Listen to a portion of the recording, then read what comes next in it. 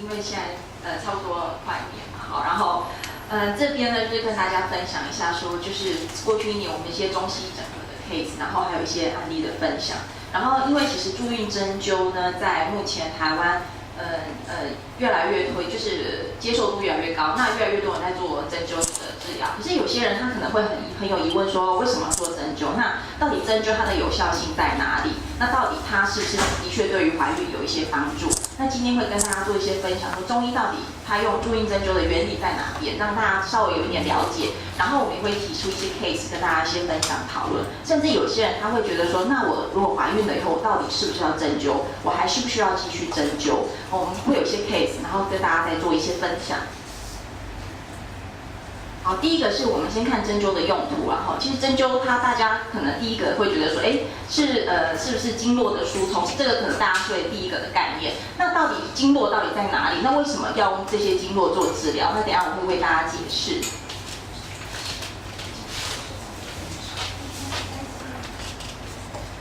不好意思，最好要有那个后面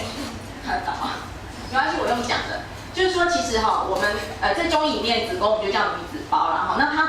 的作用只有两个，第一个就是让月经来，第二个就是孕育胎儿。那我们在这个中间里面，就像有些人女生我们会来调经，那她调经的过程中，到底为什么说有些人她月经不会来，甚至有些人她可能她也不是功囊性卵巢，可是她的那个月经可能，譬如说2、3个月才会来一次。那这样子，或者是说有些人突然月经不来，这种失调的情况到底是为什么？那在中医里面呢，其实我们讲说我们的子宫，它就是我们月经要来，就是我们讲说太冲脉盛，太冲脉。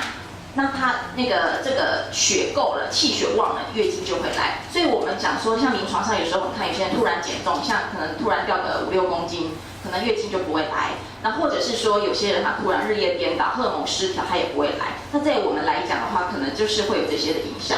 下一张。那另外一个就是说，我们在子宫里面呢，像中医古籍里面有讲到阴阳交构，胎孕乃临，所孕之处就是名曰子宫。那它这个在孕育这个胚胎的过程，就是这个子宫呢，它到底跟我们的经络有哪一些影响？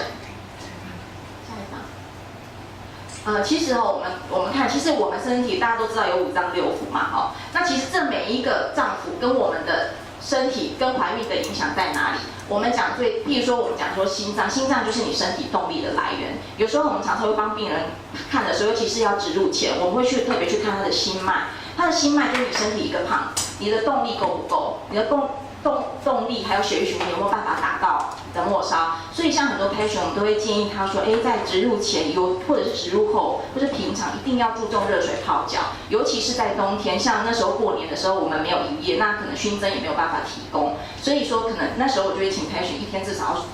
尤其是有免疫或者是一些血栓高等，可能会请他一天泡脚泡到2次。所以这个血液循环目前是我们很重视也很重要，就是像我们在做植入前调理，或者是平常要做怀孕的调理，血液循环是我们很重视的一部分，然后另外呢，肝是我们藏血的一个重要的器官，我们身体孕育所有我们这些血的来源，我们都要藏在这个肝里面。可是肝呢，它肝气它很像一个钮，就是你这些血，你有没有办法顺利的出来，在你的经络上分布？肝是一个枢纽，所以它是我们调节的一个重要的器官。然后另外呢，脾呢，它也会跟它是我们气血生化来源。所以我们讲说后天的气不够，其实就是讲说，像我们重视你的肠胃功能，你吃的东西有没有办法消化，有没有办法吸收这些营养物质？那最后还有一个肾藏精，精化血。为什么我们讲说肾很重要？大家一定都知道，怀孕跟肾有很大关系。那常常有时候我们会讲说补肾啊，到底在补什么？就是我们补这个肾精，像不管是调理卵巢，或者是要准备怀孕，有些人甚至很好玩，有些人他常常会有那种夜尿的问题，你只要稍微把肾调一下，那夜尿问题就会改善了那另外就是我们刚刚讲说，这是在血的部分。那怀孕气跟血一定要并行，要调到很好。那脾胃就是我们刚刚讲过后天气的来源，那先天就是你的肾。那另外还有一个，我们在调的过程中，我们还会重视肺。肺为什么它很重要？在典籍里面，其实肺它的功能，它肺主气朝百脉，输精微，就是说它会把你身体的这些我们讲的经络小脉络呢，跟这个肺气也有关系。所以有时候在植入后，如果说像心肺气不够的，我们就会再特别加强这一块。那这些气血它的整个调和都到稳定了呢，你的血脉流畅，血海充盈，你月经该来的就会来，那能受胎的，你的这个子宫状况就可以受胎。再往下。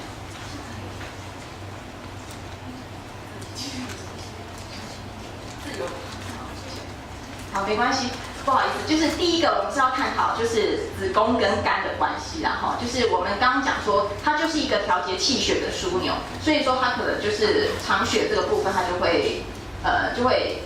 受影响。那另外一个就是我们讲脾就是主运化，所以呢它脾同学气血生化之源，所以说我们讲说月经来不来，除了跟肝以外，跟脾也有关系。所以有些人他会说我的譬如说平常容易有白带，那可能脾气就比较不够，他比较容易有一些分泌物。当然我们讲说排卵分泌物就不算。那另外一个就是说你的月经的开合，譬如说该来不来，如果后天的脾气不够的话，有可能会有影响。那另外呢，我们讲肾的话就是它是主藏精，所以有时候我们在调理怀孕的时候，我们一定很重视肾经这一块，因为肾经它是所有脏腑里面属于比较精华的一个脏腑。如果说你的肾经够了以后，你才有原料可以，譬如说提供譬如说我们下次的排卵，还有之后月经的一个基本的物质。然后就是说，另外我们就要探讨说，到底我们身体有12经脉，这个大家应该都听过。那这些经脉到底哪几条经脉尤其又特别重要呢？大家一定听过冲脉、任脉了，这个可能电视剧里面也会有听到啊。那到底它有什么影响呢？像我们讲的冲脉呢，其实冲任还有我们讲的督脉跟带脉，这些跟怀孕有特别比较重大的影响跟关系。在冲脉里面，因为它呢上肾诸阳，下贯三阴，它跟12经脉是最相通的，所以说冲脉我们又将它叫做12经脉之海。如果所有脏腑的气全部都会灌送到冲脉来，所以我们又叫做冲为血海。所以说像冲脉的话呢，我们如果说我们刚刚讲说太冲脉盛嘛，就是说如果你今天血够了，它就像一个，其实肝跟冲脉它有一个关系，就是说冲脉很像一个我们的水库，你今天如果你的水库的水不够的话，你的月经当然可能就不会来，你要怀孕当然会比较困难。可是如果今天的冲脉的血旺的话，当然你的月经就会顺。那我们在受胎，我们要养胎，这个血才会够。所以我们讲说，如果说我脉经在里面有记载到说，如果今天如果你的冲脉生病了，就是冲脉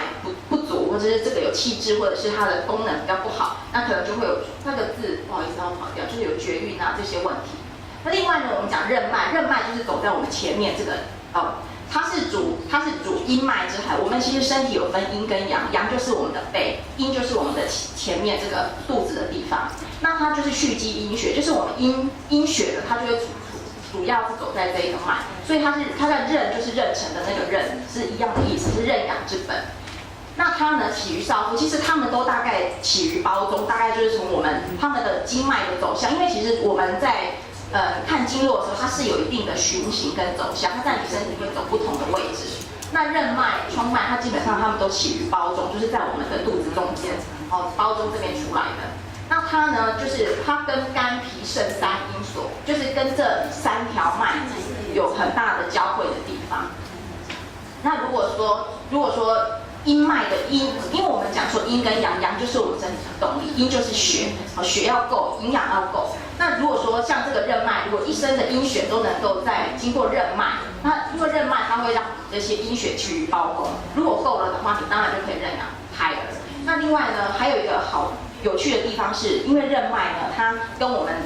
胃经，就是我们足阳明经，它有一些交汇。足阳明经就是胃经，那胃经的话，就是我们讲说吃东西吃进去，我们的胃经它要帮我们做输布。那等一下我有个 case 跟大家分享，这个它就是一个很明显的 case， 它的就是胃出了问题，所以呢会导致一直怀孕不顺利。所以说，你看它，因为任脉它可以把我们这些气血精华带到那个我们的子宫，所以我们针灸的时候常常一定会针我们的肚子中间这些穴道，是这个道理。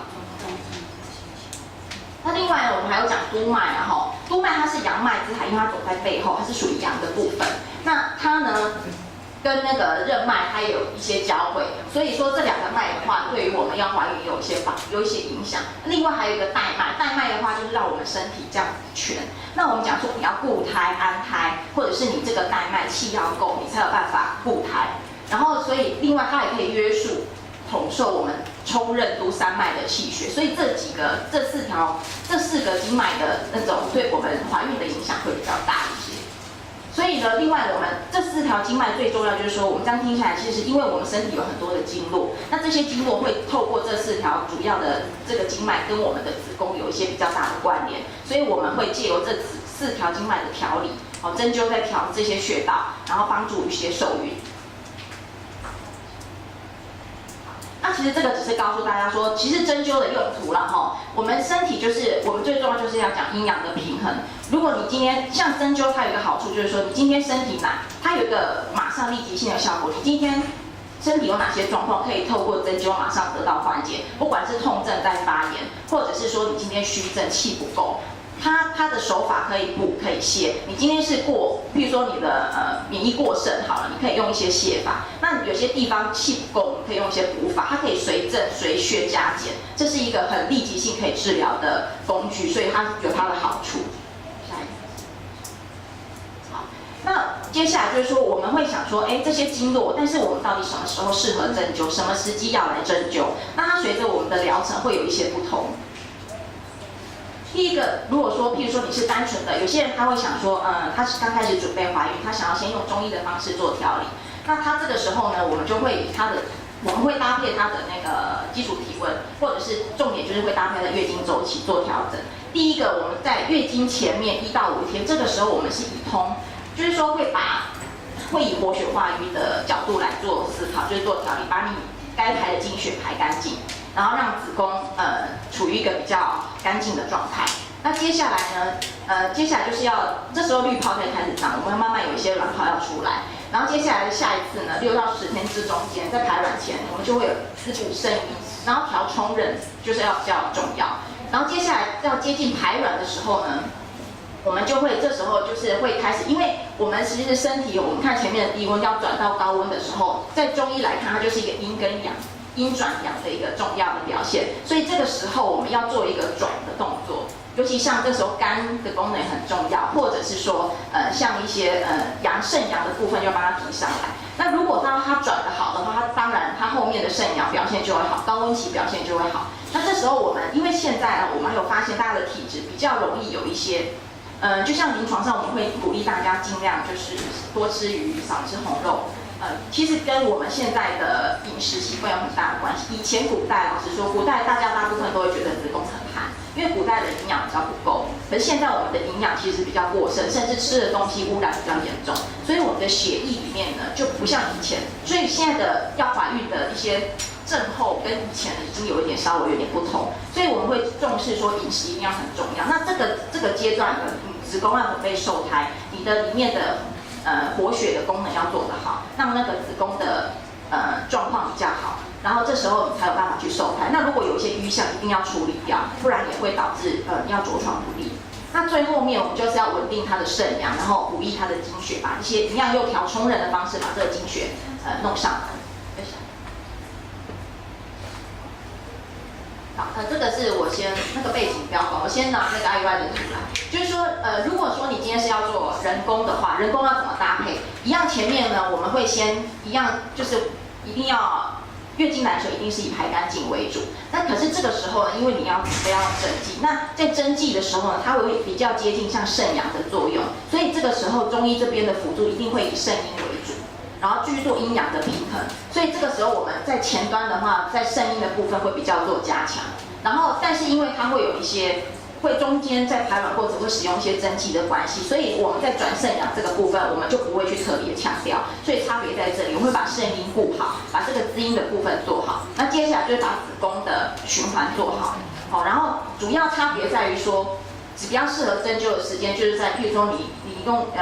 在排卵左右，那做 IUI 的之后的1、2天，然后甚至在 IUI 结束后的5到7天，这个时候是最适合针灸。那自己在家里也可以多做泡脚熏蒸。再下一张。那接下来如果是搭配试管的话呢，如果是试管的话，我们会分先胚跟冻胚嘛。如果说你是做先胚的话呢，一样前面会跟 IUI 比较接近，但是一样是以强调肾阴为主，然后尤其你要做到试管，一定那个子宫的循环一定会特别加强，因为通常会做到试管，表示这个前端的部分一定会比如说循环的部分一定可能要比较注意，或者是说肾阴的部分比较不足，才会进到试管的疗程。所以像这样子的 case 呢，我们在这部分会再更加强，尤其是化瘀的这一块，这是跟之前稍微有点不同的。但是它时间上呢，针灸就会有点不同。一般我们在取卵前会建议再来做一次针灸，那在植入后、植入前1天1到2天都可以做针灸，然后在植入后的隔1天或隔2天可以再做针灸，在这个关键时期。那如果是在做冻胚的呢？冻胚的它就比较单纯，因为它之前肾阴的部分，肾阴也是我们要养胎的基底，可是因为它已经把卵先取出来了，所以我们之后呢，我们会比较重视在清血热这一块，尤其是有一些免疫问题的人，血热的问题会比较严重，所以这个时候我们会帮他做一个比较多的清血热的动作，然后在之后呢，一样会有一些滋肾阴还有温肾阳的方式。那针灸还有个好处是，有时候有些人他会不敢吃药，譬如说他可能是怕说，吃到太苦的东西或者是怎么样，可是针灸就可以避免到这个问题。所以有些人他可能不想吃中药，他可能单纯想用针灸调理，就可以选用这样子的方式。好，这样往下。所以说他用针灸的好处就是说，他用经络来帮你调理。甚至当然我们有遇过 patient， 就是他比较不敢针灸的。如果你真的不敢针灸，你也可以选择用按摩的方式，让经络做疏通。那按摩的话，可能就是比较建议是在植入前，植入后的话，可能就除非你要遇到很有经验的按摩师，不然我们会建议是在植入前。那植入后愿意的话就针灸，如果真的会害怕，你也可以借由熏蒸的方式，让子宫的循环会比较好一点。那另外还有安全，副作用比较少。一般我们比较少遇到晕针的状况。那我们在这里做的针灸呢，我们一定是注重阴阳两部分，所以大家可能会觉得在这边针灸很花时间，因为我们会同时从阴阳的部分做调理。我们身体我们刚刚讲过有阴任脉还有督脉，那我们身体阴阳一定要平衡，所以我们会针一面20分钟，在背面20分钟，所以这样子完整。即使我们的熏针也是一样，会有正反两面，这样子才有办法同时做到阴阳的调理。那另外就是说，如果说有些人不敢吃药的话，这个是一个选择的方式。下一张。然后其实针灸现在其实国外越来越多的研究一直在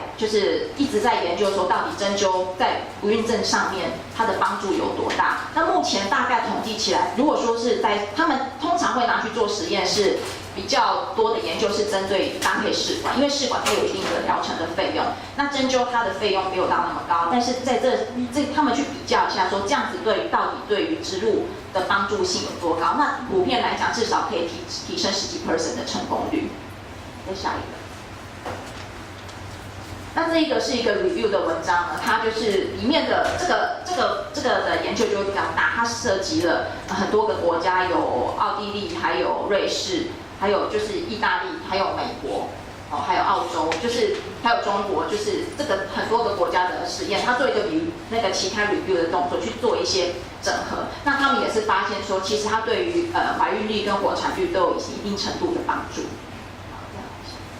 好，那接下来就跟大家分享比较有趣的 case 然后真的很抱歉，因为这个字跑掉。就是说像我们之前有一个小姐，她大概 IVF 做了4次。那他4次呢，就是只有第3次 HCG 稍微高一点点，但是这个 case 呢，其实它有一个很有趣的地方，就是他每次植入以后啊，他都胃痛要去急诊，然后就是说，当然他也有一些免疫的问题，他有在台大做追踪，那他有在吃奎宁类固醇跟阿司匹林，然后他准备7月就是去年的7月要做第5次的冻胚植入，然后他们都是放杯3的。那其实这个 case 就很有趣啦，就是说他平常来的话，我们一定会特别加强胃这块，因为他平常胃只是偶尔有点不舒服，不会有这种情况发生。那平常他有一些荨麻疹的问题，然后这一次呢，就是他在植入前，我们就特别加强肠胃调理的部分。那像针灸的话，我们会选择一些胃经的穴道，像我们刚刚是不是有提到说胃经跟任脉有一些交汇，所以说把它胃经处理好，它的受胎才能顺利。那另外还有一个是说，如果说你的肠胃一直处于发炎状态，第一个对药物的吸收一定会比较不好，第二个是尤其是像我们有些 patient， 他可能肠胃的蠕动比较快，那你这样子，它对子宫也会有比较大的刺激，因为你的黏膜里面可能都比较多的水分，这样子宫要受它也会比较不顺。所以像这样的 case， 我们就是把它的那个，我们有养胃阴，然后把它的像那个四逆散，就是它缓和它的肠蠕动，不要让它有那种痉挛的发生。所以它这一次植入以后呢，就是植入以后呢就没有去发生，就是说去急诊的这个情况。那目前2月12号还已经生产哦。OK， 就下一个。那这个 case 就更有趣，因为这个 case 呢，它当然他是 recipient， 然后他已经50几岁了。但他之前我们在调理每个 case 的，虽然它有一定的法则，但是我们要因人而有所不同。像这个 case 呢，他就是50几岁，然后他常常，因为他已经有一点快停经的一些症状，可是他就是常常会跟你说他睡不好，然后他身体很热，他常常觉得他自己火气很大。那当然这个 patient 还不错，他自己都会去练气功，哦，那还不错。然后所以呢，他就是比较容易有一些睡不好的问题。那他上次使用那个捐卵的时候呢，是比较没有办法顺利怀孕。那他在平常先来调理的时候，我们会先用滋阴的角度帮他做处理，像我们讲的支国地黄丸这些，把他的身体的阴养起来。因为通常这个时候我们50岁以后，女生大概其实男生也是，大概这时候肾阴一定会慢慢往下掉，会比较不够，所以我们会把这个肾阴的部分补起来。那在针灸的部分，我们就会比较着重在调肾阴的部分。再往下。然后后来就是我调到要植入前呢，先在他9月19号要植入，然后他那时候我们就先把那时候因为他的循环比较差，所以我们后来就改用水剂的部分，把他的循环做起来，先针对他活血化瘀的部分，把子宫的部分活血化瘀这部分加强，把血热清一清，然后接下来再给他比较多的滋阴跟养血的药物，让他有原料可以受胎。再往下。然后针灸的话也是，就还是以就是我们滋阴、滋肾阴的角度比较多。再往下，对，然后这个是后续的调理，然后9月19号植入。再往下，然后后来就是他到植入后，还有在一直到HCG 验到50几以前，他都还是用水药在调理。那这个部分就比较多的养血，因为他的免疫问题比较没有那么严重，所以他的问题就是比较明显的就是以滋肾阴跟滋肾养血为主，还有滋肾阳荤肾阳这样子。那后面这些药材就是比较多入肾跟养血的药。再往下。但他比较有趣的时候是他4月初的时候突然跑来，因为他突然发生颜面神经麻痹的问题，就是对。然后那时候血栓是有一点高，但是因为妇产科医师觉得可以接受，所以没有打算给他用什么药物，所以后来我们就单纯用中药治疗，就是给他一些中药粉，然后所以帮他做针灸跟电，因为颜面神经麻痹通常一定要黄金时期赶快治疗，所以我们就帮他做电疗的部分。那他大概再往下，因为他一开始是眼皮没有办法闭嘴，是歪的。然后就是大概持续大概为期2周的治疗。那现在的话呢，就是它有一些手麻的部分，因为手麻其实有时候怀孕可能要到产后会比较明显才能改善，所以那个可以之后再调理。然后但是重点就是它面麻这个部分大概现在都已经 OK 没有问题了，然后就是准备要生产这样子。所以就是说，其实针灸我们在那个怀孕以后还是可以针灸的。那其实我们还是要对症，然后另外就是也不用担心说，其实像我们陆续怀孕在调理，怀孕后的调理我们也会加一些安胎的部分，所以这个部分就大家就可以不用太担心，这是 OK 的。然后主要是这样，那然后现在就是唯一的问题就是血压比较高，就是这个是要比较担心的问题。